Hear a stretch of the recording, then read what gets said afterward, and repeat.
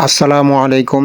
HSC 2026 পরীক্ষার্থীদের জন্য আজকে আমরা ব্যবসা সংগঠন ও ব্যবস্থাপনা প্রথম পত্র সাজেশন নিয়ে তোমাদের সামনে উপস্থিত হলাম। তাহলে চলো সাজেশন দেখা যাক। দেখো, এখানে সৃজনশীল 60টি দিতে হবে, 11টির মধ্যে 70 মার্ক এবং এমসিকিউ আছে 30 মার্ক। এই হচ্ছে টোটাল 100 মার্ক। তো আমাদের অধ্যায় আছে 12টি। দেখো, অধ্যায় আছে 12টি ফার্স্ট পেপারে, ম্যানেজমেন্ট ফার্স্ট পেপারে অধ্যায় আছে 12টি। এই 12টি থেকে তোমাদের সৃজনশীল আসবে 11টি। এখান থেকে 60টি সৃজনশীল দিতে হবে তোমাদের কিন্তু 11টি সৃজনশীল দিতে হবে না, তোমাদের দিতে হবে 60টির অ্যান্সার। তো 60টি অ্যান্সার কমন ফেলতে গেলে তোমাকে সবগুলি চ্যাপ্টার পড়তে হবে না, 12টি চ্যাপ্টারই পড়তে হবে না।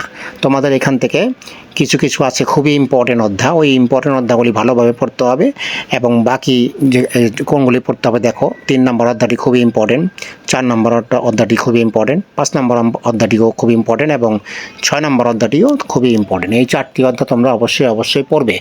এই 4টি অধ্যায় থেকে 4টি সৃজনশীল অবশ্যই পাবে। তাহলে তোমাদের 60টি সৃজনশীল হতে আরও 3টি সৃজনশীল লাগবে।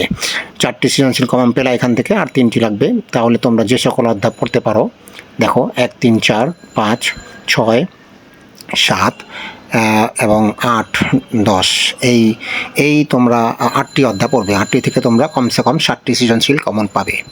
তোমরা যদি এই 8টি পড়তে না চাও তাহলে 1, 2, 3, 4, 5, 6, 7, 8 এবং 11, এখান থেকে তোমরা 60টি সৃজনশীল কম পাবে।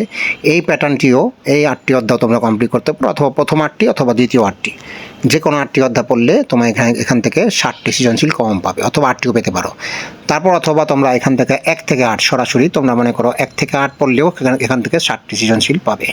যদি তোমরা এই 3টি সেট, প্রথম, দ্বিতীয়, তৃতীয় 3টি সেট দিলাম, 3টি প্যাটার্ন দিলাম, এখান থেকে যে কোনো একটি প্যাটার্নভাবে কমপ্লিট করলে তোমরা এখান থেকে 60টি সৃজনশীল কমসে কম 60টি সৃজনশীল অবশ্যই কম পাবে।